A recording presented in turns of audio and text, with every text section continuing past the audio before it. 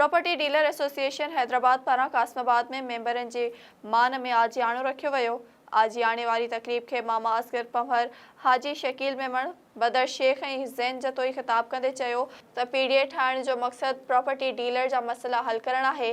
Mukhtiar car office में मिल्कियतुनि जे transfer तोड़े कमकार सबब प्रॉपर्टी डीलरनि खे अदालतुनि समेत थाणनि जा चक्कर काटणा पवनि था।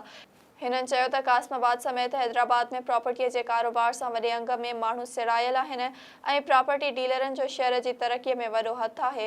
एसएस न्यूज़ सां ॻाल्हाईंदे अॻवाणनि जो चवणु हो त जीअं त अॼु असांजे दोस्तनि जी इलेक्शन आहे, उन जी इलेक्शन जे सिलसिले में प्रॉपर्टी डीलर्स एसोसिएशन जी उन सिलसिले में कार्नर गॾिजाणी थी आहे ऐं सभई दोस्त जेके बि पैनल बीठा आहिनि उन सभिनी खे असां जेको आहे सो दावत ॾिनी आहे, सभिनी शिरकत कई आहे। असां सभिनी जा शुक्रगुज़ार आहियूं। निहायती अल्लाह साईं जेको आहे सभिनी खे ख़ुशि रखे।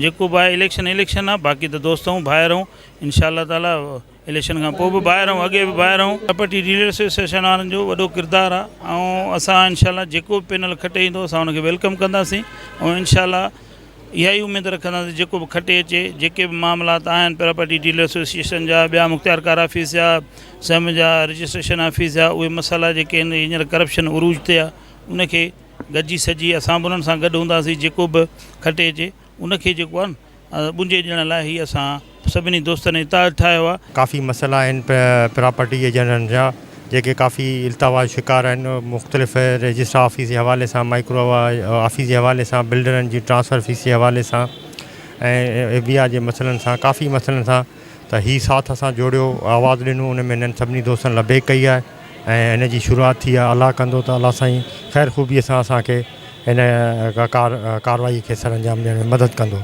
असां इहे सॼो साथियुनि लाइ जोड़ियो आहे जो असां पंहिंजे इतिहाद खे नए सिरे मुनज़म करणु चाहियूं था।